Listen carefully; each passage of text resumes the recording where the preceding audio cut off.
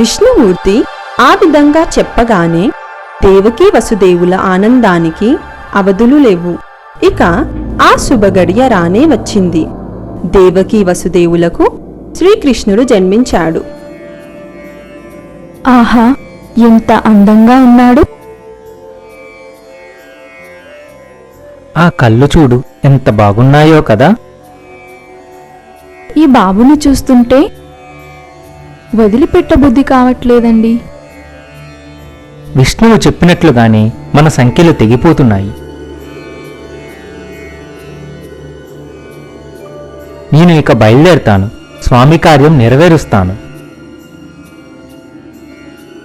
ఈ బాబుని చూస్తుంటే వదిలిపెట్టబుద్ధి కావట్లేదండి. దేవి, తప్పు, అలా మాట్లాడకు.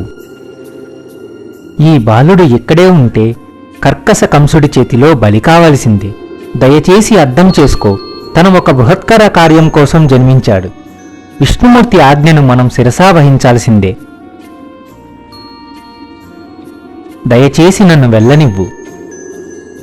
సరే స్వామి, జాగ్రత్తగా వెళ్ళిరండి. విష్ణుమాయ వలన ద్వారాలు తెరుచుకున్నాయి. ద్వారపాలకులందరూ గాఢ నిద్రలోకి జారుకున్నారు.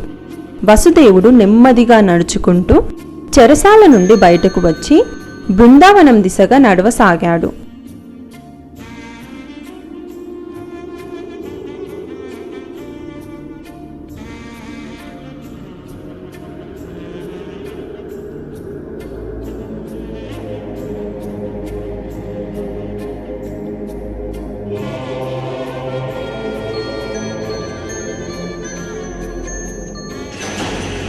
అమ్మా యమునమ్మ తల్లి, నేను స్వామి కార్యం నిమిత్తమై బృందావనానికి పోవాలి.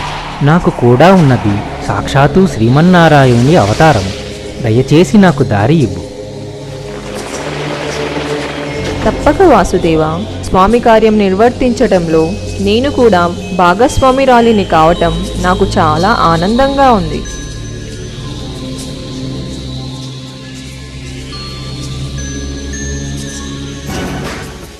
ధన్యుణ్ణి తల్లి.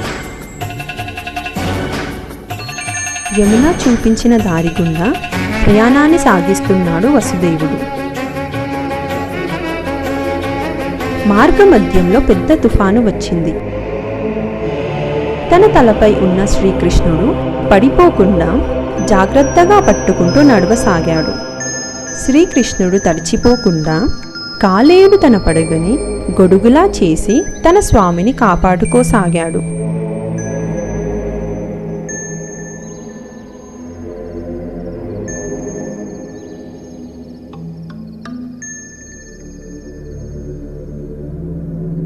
ఎట్టకేలకు బృందావనాన్ని చేరుకున్నాడు వసుదేవుడు.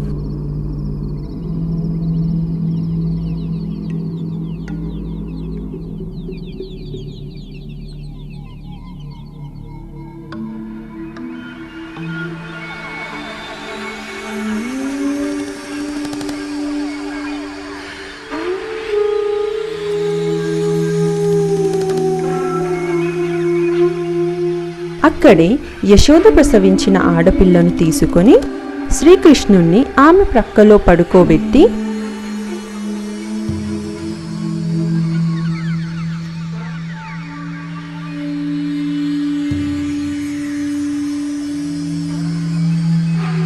వసుదేవుడు ఆ పాపతో చెరసాలకి చేరుకోగానే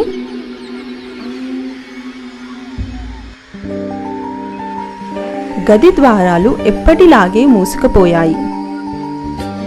విష్ణుమూర్తికి మనసులోని ధన్యవాదాలు తెలియచేశారు దేవకీ వసుదేవులు.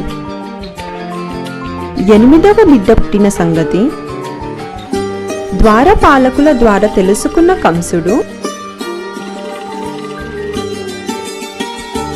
హుటాహుటిన చెరసాల దగ్గరికి చేరుకున్నాడు. ఎక్కడా? నన్ను సంహరించడానికి పుట్టిన ఆ బిడ్డ ఎక్కడా? బిడ్డ పుట్టింది, కాని ఇది ఆడబిడ్డ. నీకు ఆకాశవాణి చెప్పింది 8వ సంతానమైన బాలుడి వల్ల మృత్యువు తప్పదని, కాని ఆడపిల్ల జన్మించింది. దయచేసి ఈ పాపని చంపబోకు అని ప్రార్థించింది దేవకి. చీ! ఎవరైతే ఏంటి, నాకు ఈ పాపను చూస్తుంటే చంటి పాపను చూస్తున్నట్లేదు, నా మృత్యువును చూస్తున్నట్లుగా ఉంది. ఈ పాప బ్రతకడానికి వీల్లేదు, ఇలా ఇవ్వు అని బలవంతంగా తీసుకొని ఆ పాపను గోడవైపు విసిరేశాడు. కళ్ళు మిరిమిట్లు గొలిపేలా కాంతి ప్రత్యక్షమై ఆ పాప అదృశ్యమై లోకమాయ ప్రత్యక్షమయ్యింది. పిచ్చి కంస, నువ్వెంత జాగ్రత్త పడ్డా నీ చావు నుండి తప్పించుకోలేవు.